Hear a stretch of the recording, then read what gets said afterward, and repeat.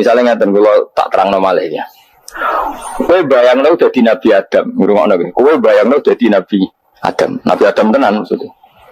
Terus Nabi Adam orang pertama, dia tahu betul kalau dia dicipta dari bumi. Dan dia pula tahu betul, beliau tahu kalau dia bisa ngomong, bisa mikir, bisa macam-macam. Terus indukannya beliau itu bumi. Mesti pikiran Nabi Adam, jangan-jangan bumi ini juga bisa berpikir kayak saya. Ini kan materi saya, karena saya dari bumi ini bisa ngomong, bisa melihat macam-macam. Terus bedanya apa menurut sobat napa? Umpama kowe dadi Nabi napa? Adam, orang yang dekat sekali, qoribu ahdin, dekat sekali dengan kesaksian kudroh Allah. Gini ku dene roh nak materi ini ke bumi, dan dia orang pertama yang orang lali kaman. Tapi ketika sudah ribuan orang, mungkin jutaan orang, lali, seakan-akan bumi itu tidak jenis dari kita. Bumi adalah hal yang berbeda dengan kita. Kita manusia berakal, bumi itu benda mati. Terus kowe katut wong goblok-goblok, bumi itu benda mati. Sajane ya rada kriminal wong Islam muni bumi itu benda mati. Enggak bisa berpikir, yang bisa berpikir hanya manusia. Itu kengawuran-kengawuran yang kita ciptakan sendiri, kita wariskan turun-temurun. Umpama kowe iku dadi ulama, ngomong ngono iku isin. Bumi kok nyekseni kowe sujud, banyu nyekseni mbok pangan, mbok ombe kanggo sujud. Semua itu bersaksi tentang kita. Karena sama tanggal pulau, cara melogika gimana? Begini, tawari coro gampang-gampangan gitu. Tawarai tauhid sing kasyaf. Tauhid ini yang dawe Sayyidina Ali lau kusifal khoto umastatu yakinan.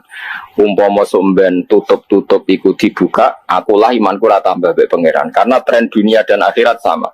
Zaman yang dunia ya Allah ala kulli sehingga kok zaman yang akhirat ya Allah ala kulli sehingga cara Sayyidina Ali, somben aku matilah imanku ora tambah, meskipun aku swarga neraka. Lah kena napa? Darah padha wae ning donya pertunjukan kudratullah, ning akhirat ya pertunjukan kudratullah. Jadi pikirannya Sayyidina Ali seperti itu. Saya kan lahir misalnya tahun 1970. Berarti mulai Nabi Adam itu saya kan enggak ada. Ngerti-ngerti ada. Saya mengira waktu zaman tidak ada itu panjang apa cepat. Cepat, karena kita tidak melalui itu. Ujuk-ujuk wujud. Kadang kalau mati ya wedi kan. Mau mati jebule kiamat 1 juta tahun kasih opo nang kuburan. Maksud Khalillah gitu. Makanya aku ora roh, tak tinggal turu sakmono kan yo nglilir. Nang nglilir terus nang ndi. Apa mlaku-mlaku nang donya apa piye kok. Nak turu ya kok ngani ngoyo turu kok. Ribuan tahun lintas. Terus ya apa jajal? Teman tak takut. Misalnya sebenarnya kuburan itu apa ngadepi mukan lagi tukaran terus? Itu kesel kan tukaran nopo ratusan ribu mungkin. Nah terus kita dilatih. Kata Sayyidina Ali gampang latihan seperti kata Sayyidina Ali. Apa gampang ya udah menjadi wong alim. Pada akhirnya kita ini aku zaman urip ora roh karepe, ngerti-ngerti urip, mati ora roh karepe.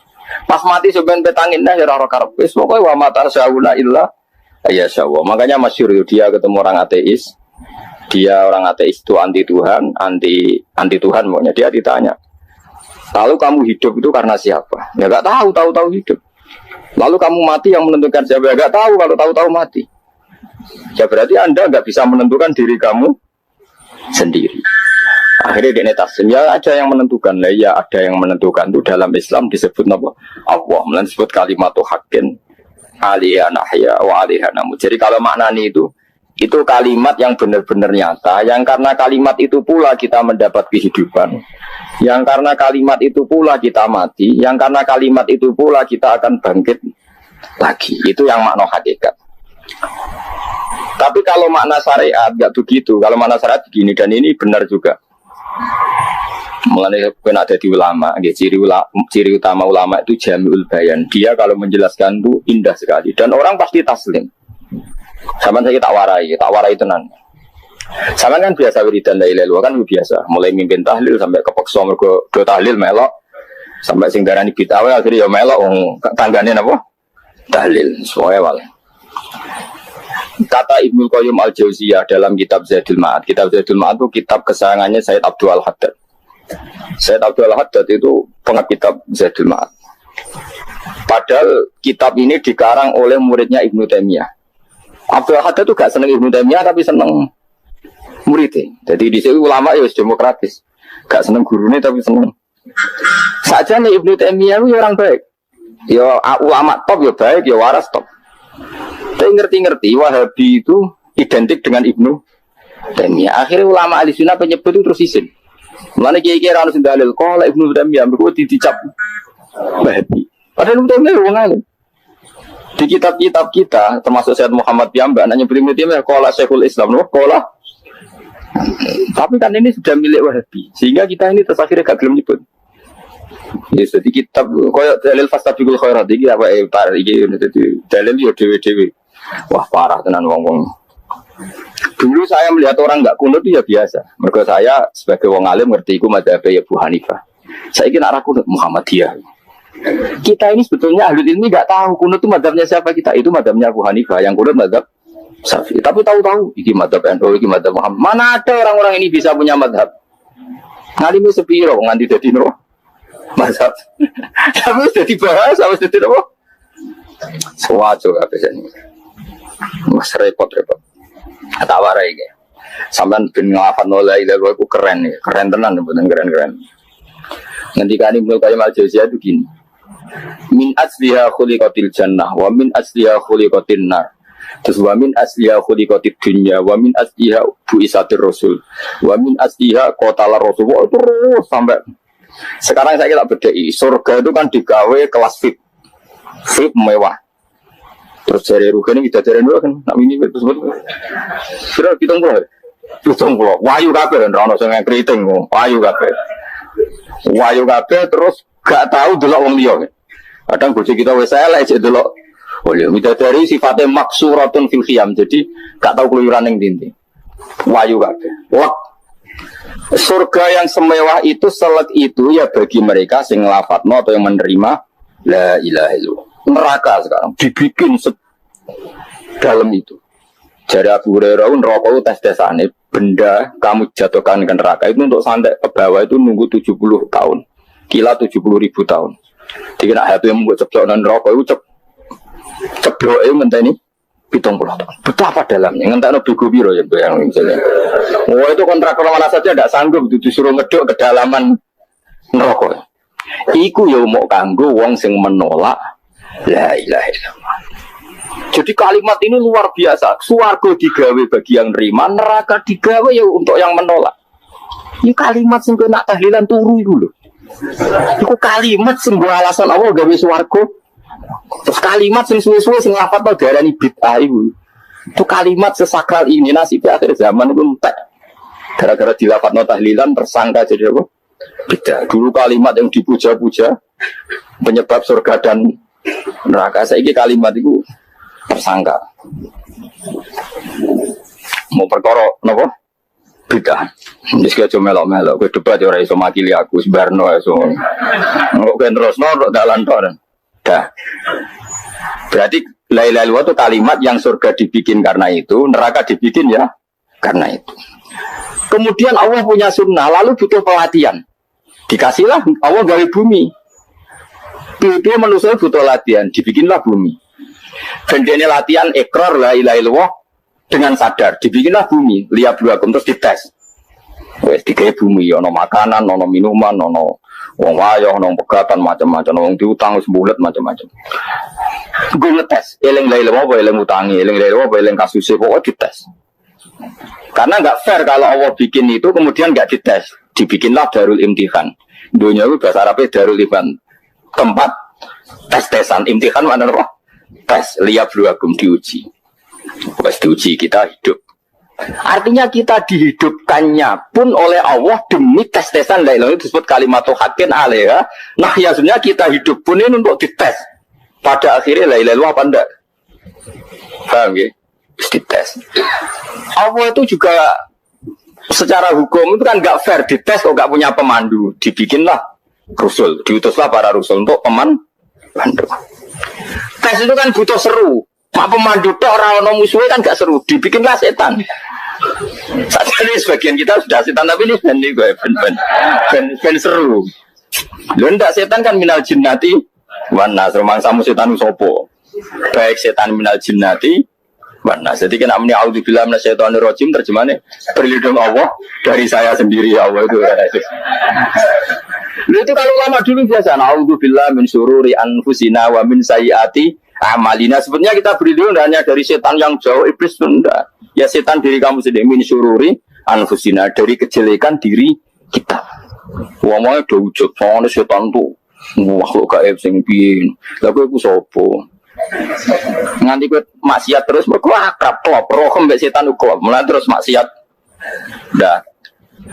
Allah ngutus pemandu yang ngecul setan dan fair. Napa? Fair. Jadi semua darul ibtila ini juga demi kalimat. Nah, makanya disebut kalimatu haqqin sing alaiha nahya. Kita hidup ya demi mendapatkan kalimat itu. Kita mati nanti ya demi kalimat itu, artinya mati ke neraka ya karena kalimat itu kita menolak atau mengabaikan. Masuk surga ya karena kalimat itu kita hormat, kita benar dalam memperlakukan kalimat itu. Berarti alaiha nahya wa alaiha nam. Terus wa alaiha nub'as karuan, kalau kamu termasuk minal aminin ya nub'as minas solihin, kalau minal kafirin ya nub'as minal dzalimin. Tapi semua desain dunia ini hanya demi kalimat la ilaha illallah Muhammadur Rasulullah. Nah, ini kan penting. Bagaimana mungkin kemudian kalimat sesakral ini, sehebat ini, kemudian ada orang tahlil kamu tidur? Kok iso? Kalau jangan kok iso orang tidur? Misalnya kayak mangkel, kalau mangkel sing mimpin Gus, wira berber. Bagaimana mungkin kalimat yang menyelamatkan Anda, kemudian Anda anggap problem? Elek gak? Apalagi kamu anggap ini bid'ah.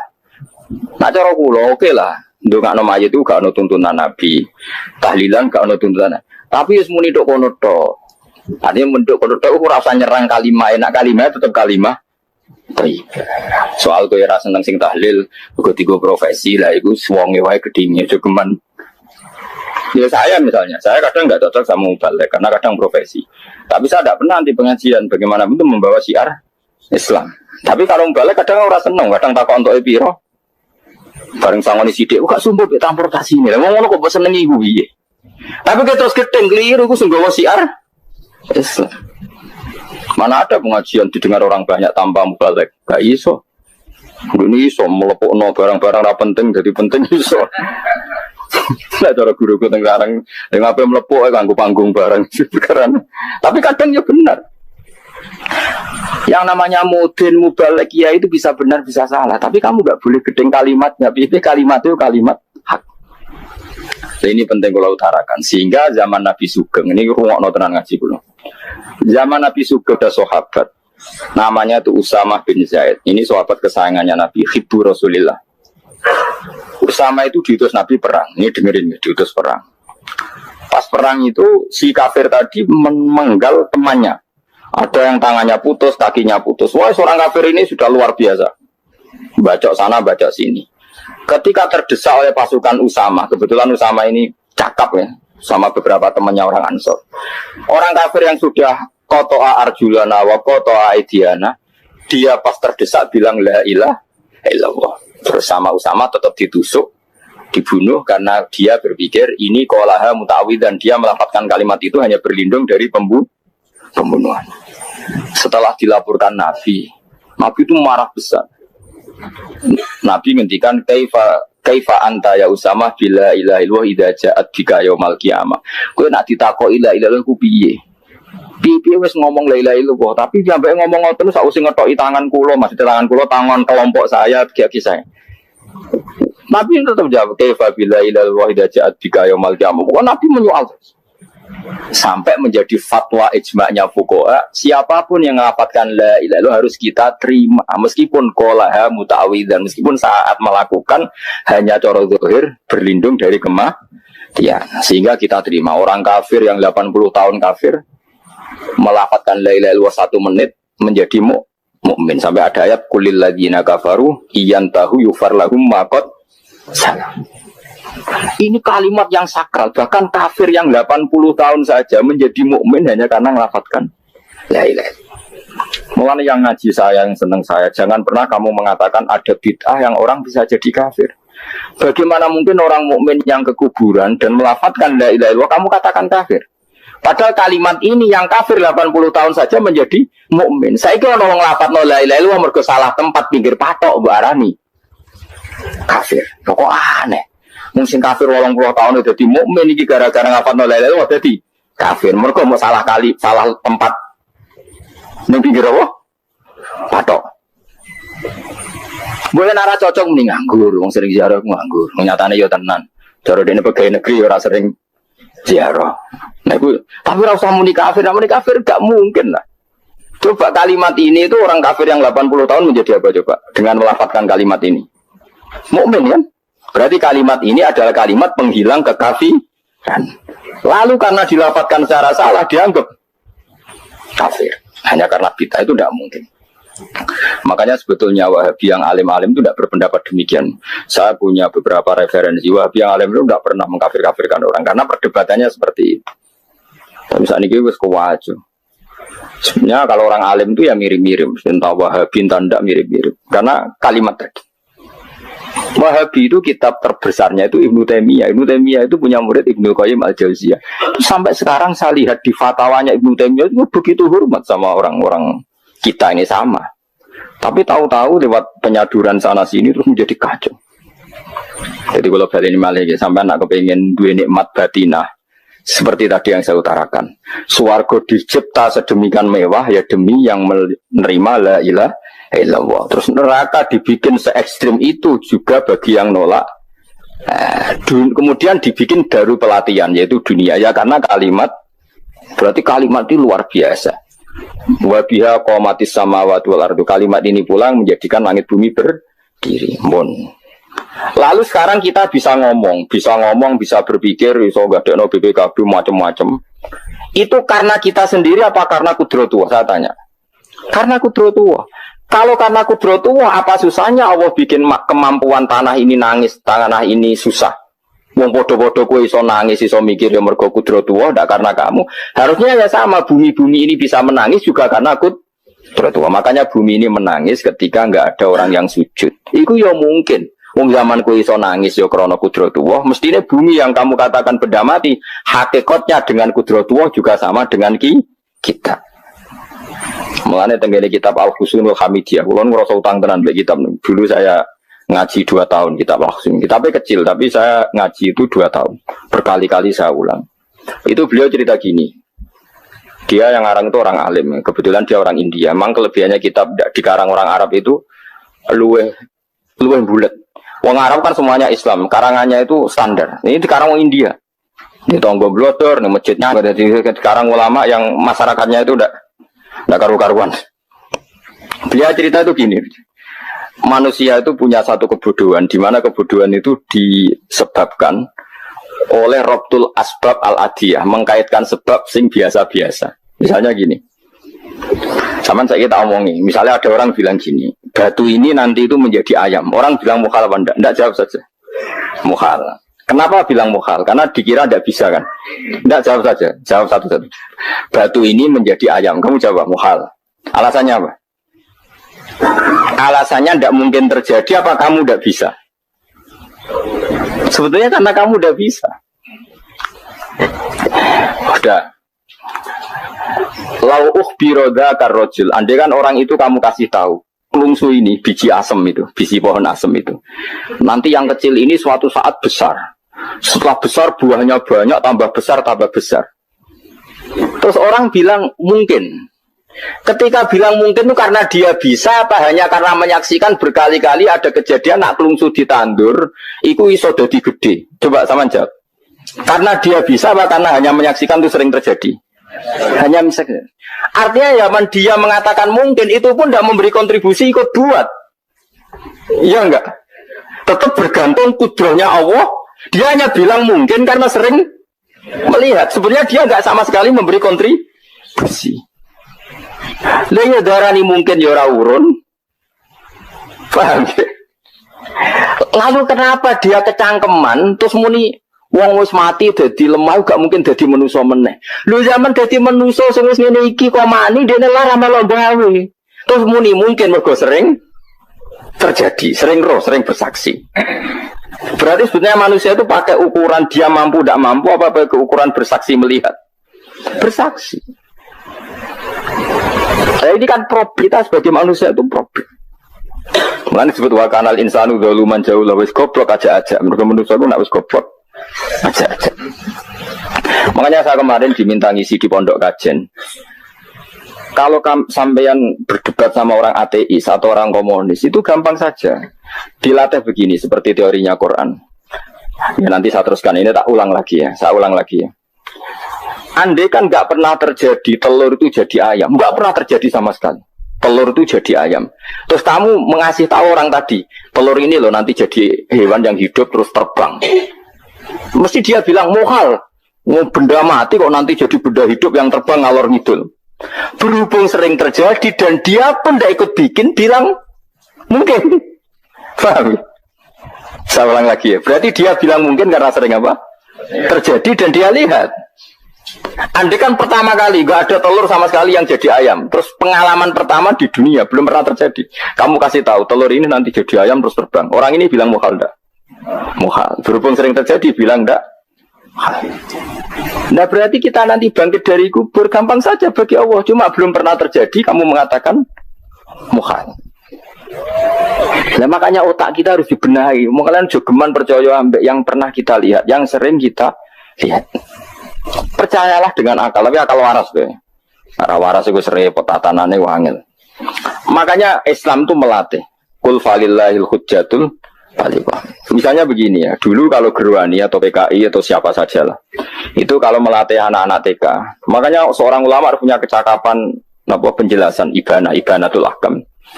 Itu anak-anak kecil dilatih. Anak-anak kamu terpejam, mintalah manisan sama Allah. Ya Allah saya minta manisan, saya minta permen. Terus disuruh buka, dapat enggak anak-anak? Enggak dapat bu, wah berarti Allah enggak ada. Sekarang minta sama bu guru. Bu guru kami minta permen dikasih. Berarti yang ada bu guru bukan Tuhan gitu. Akhirnya jadi gerakan ateisme. Nah sebetulnya untuk melawan gerakan itu kita harus melatih begini misalnya gini. Saya itu pernah ketemu sama orang yang berpikiran komunis. Oh komunis juga. Dia nantang saya gini, Pak, pokoknya saya tidak bisa menerima konsep Tuhan sebelum Anda bisa menjelaskan kenapa ada Tuhan. Jadi, bocah kok elek ini. Nah, aku ngerti aja, sak cerdas ini tetap cerdas aku yakin, tetap cerdas aku. Rasanya selain Raine selama meyakinkan, saya pikir tetap cerdas. Kulo itu kan wong Quran gitu, artinya punya pikiran panjang. Mungkin di antara orang Islam kita ini tidak punya kecakapan menjelaskan. Tapi kalau orang sering baca Quran, apalagi dia ngaji tafsir ya, yang waras maksudnya waras. Serapati senang duit, barang ini penting ya. Kalau senang duit, mari goblok. Yakin ulama senang duit, mari goblok. Tak jamin. Umpama alim kelas B, kelas C gak bisa, tahqiq gak bisa. Kalau tahu dikandani konco kulo, Rian ambek jenengan udah kaca akeh. Lah kenapa aku? Cok seneng duit, bro. Duit masalah bagi ulama. Orang duit lebih masalah kan ya. Maksudnya rasa senang tapi terus gak duit. Sekarang saya tanya, Quran itu melatih kita gini. Quran itu sederhana kalau ngelatih tauhid. Tapi orang pasti ingat. Kata Allah gini, nggak apa-apa, saya ada Tuhan nggak apa-apa. Kamu yang Tuhan. Tapi buktikan kalau kamu Tuhan. Caranya gimana? Am khalaqus samawati wal ardi. Ya nggak apa-apa, kamu yang Tuhan nggak apa-apa. Tapi buktikan kalau kamu menciptakan langit, bumi. Mereka pasti ekor, ya tidak mungkin saya menciptakan bumi, saya lahir sudah ada bumi. Yesus lahir sudah ada bumi, nggak mungkin Tuhan. Terus Tuhan membuat pertanyaan kedua, am khuliqu min ghairi syai'in. Ya sudah, kalau saya ada Tuhan, lalu nggak ada Tuhan, berarti alam raya ini tercipta oleh sesuatu yang nggak ada. Aneh nggak? Misalnya sebelum alam raya ini nggak ada Tuhan. Berarti sebelum alam raya ini kan adanya nihilisme, sesuatu yang nggak ada. Kemudian sesuatu yang nggak ada menjadi penyebab sesuatu yang ada. Aneh gak? Menurut aneh. Sesuatu yang nggak ada itu mestinya kan nggak bisa ngelabeti, nggak bisa berfungsi, nggak bisa ada gunanya. Oh jenenge raono itu ya marai popo. Mau raono kok jadi sebab. Sesuatu yang menjadi sebab itu yang wujud apa yang nggak ada? Yang wujud. Saya takut. Nah kalau nggak ada Tuhan berarti alam raya ini lalu sebabnya apa? Ya dari ketiadaan, lalu tiada itu menjadi sebab. Yang tiada kok jadi sebab itu tekem gitu. Mikir.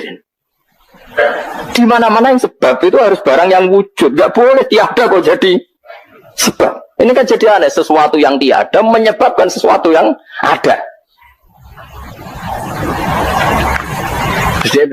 Ya pokoknya ronde ini kalah, tahu kapan pikir nganti mati temenang aku.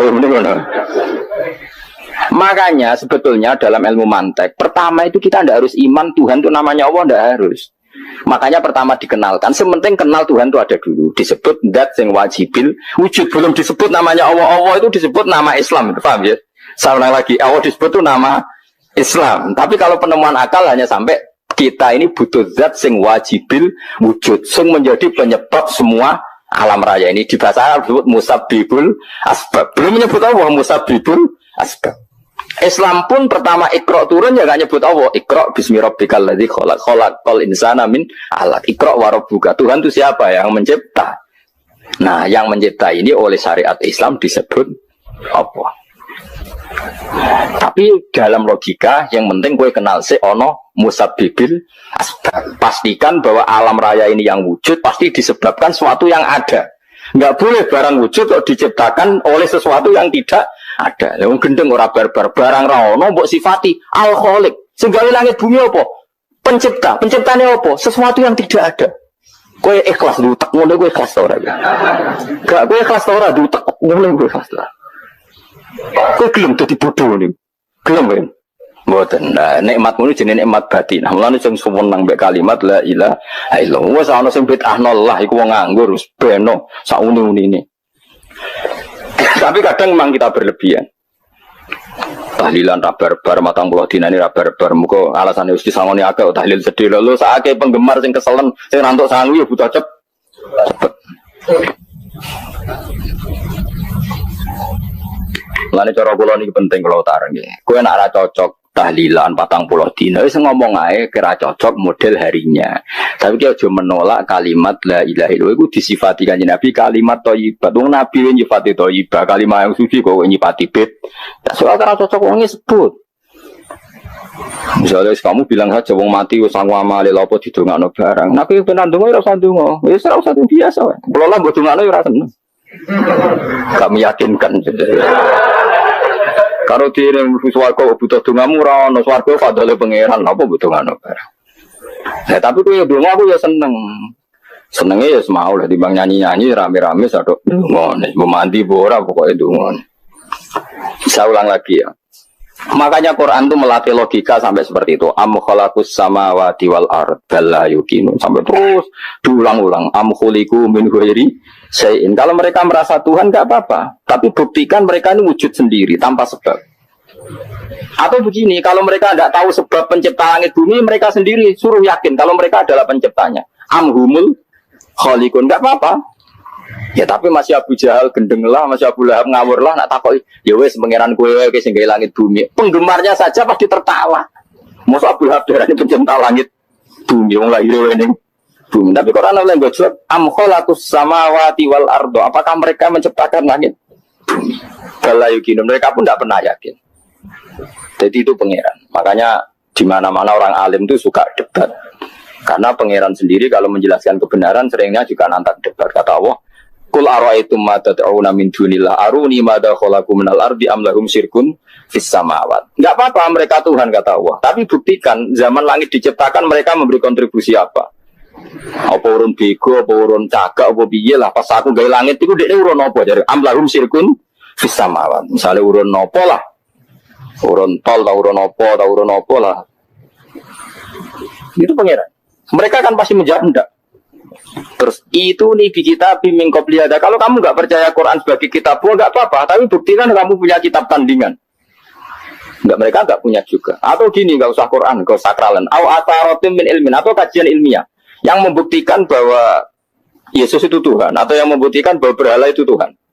In kuntum shodiqin, nggak apa-apa. Kalau kamu benar buktikan. Nah, itu makanya semua nabi itu punya kecerdasan. Karena tadi nabi kadang nantang itu nih di kitab min qabli hada. Au atharotim min ilmin in kuntum shodiqin. Tapi sekarang orang alim soleh itu jarang. Yang ono ngerung soleh rapati ngalim, ngerung sing alim biasanya rapati soleh. Lagulan itu masuk rontok-rontok, ya rontok soleh ya rontok, tapi lumayan masih menjaga hujjah tua. Sebab itu ulama dulu mengajarkan Allah itu siapa? Disifati zat sing wajibil wujud. Karena alam ini kadung ada. Kalau alam ini kadung ada, pasti penyebabnya sesuatu yang wujud. Tapi kalau wujudnya mungkin, bahaya. Wong sing gawe wae wujudnya terima mungkin, bisa wujud, bisa tidak. Makanya dipermanenkan yang gawe alam ini zat sing wajibil wujud. Sing wujudnya